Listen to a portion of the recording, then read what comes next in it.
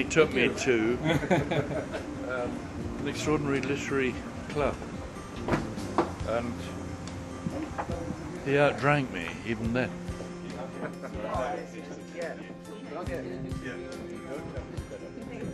Dames en heren, mag ik een hartelijk applaus voor Redmond O'Hanlon en Rudy Rotti. I have no idea if they did. Emile was just staying with us and said, this is what I think we ought to do.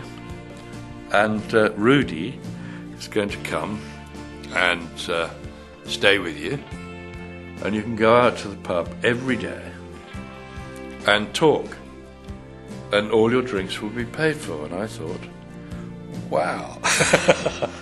I thought we would be writing a more or less serious, which seemed unlikely when you see us, but more or less serious book about Darwin, nature and God.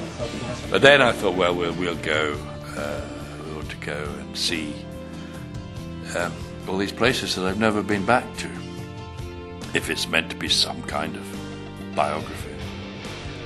And that, of course, gave the book a real structure.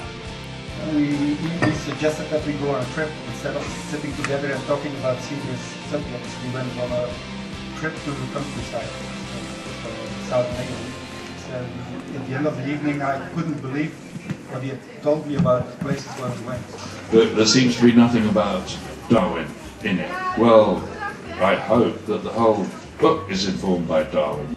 You've got to have God in the title nowadays. And Darwin, well, he has indeed informed all my life.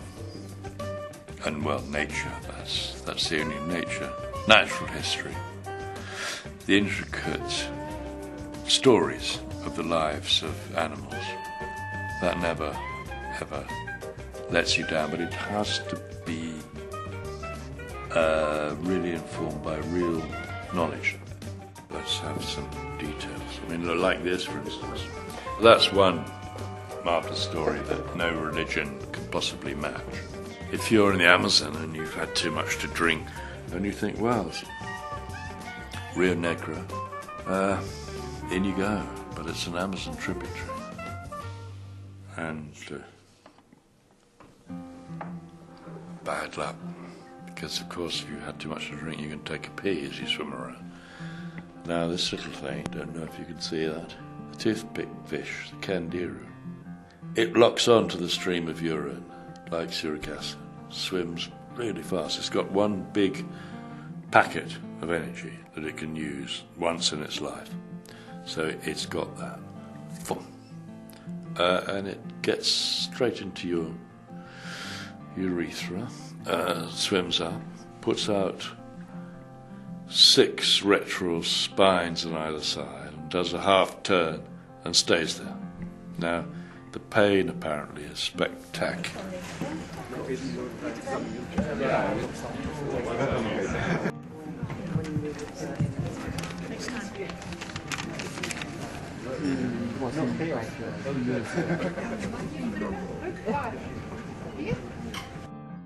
They are common beyond belief, and all big catfish are infected, they're attached and parasitized by these little fish.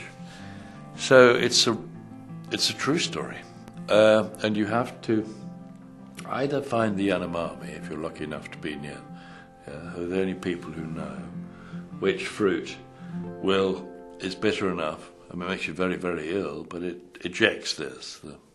But it's only 3 weeks of the year that this fruit is in the right state of green. So I'm afraid, really, the only thing to do is you have to ask somebody to take you to hospital, and you've got to ask the surgeon in your best Portuguese to cut off your penis. It's that or dying of a burst bladder. So watch it.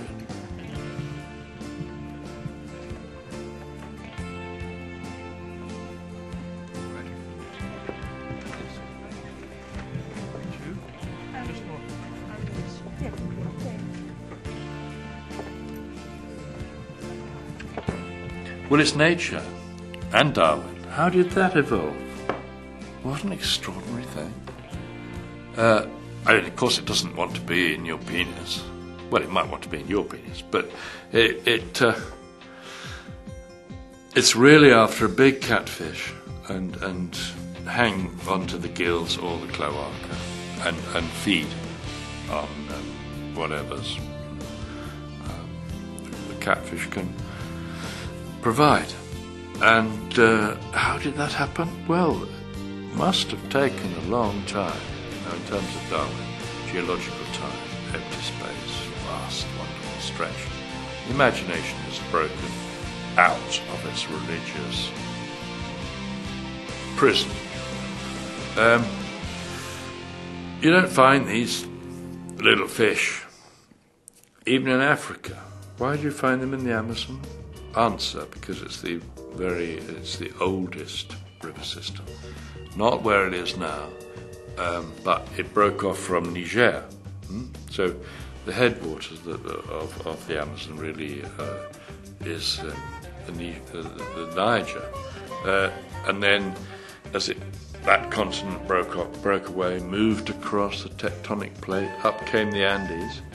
The Amazon reversed its flow, had to, big cliff suddenly, flew the other way, and that's why it's the deepest river in the world, 300 plus.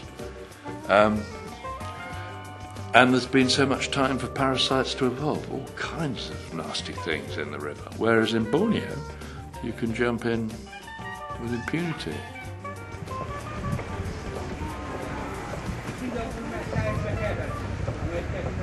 It tells you why there are a great many things on earth that are more interesting than religion.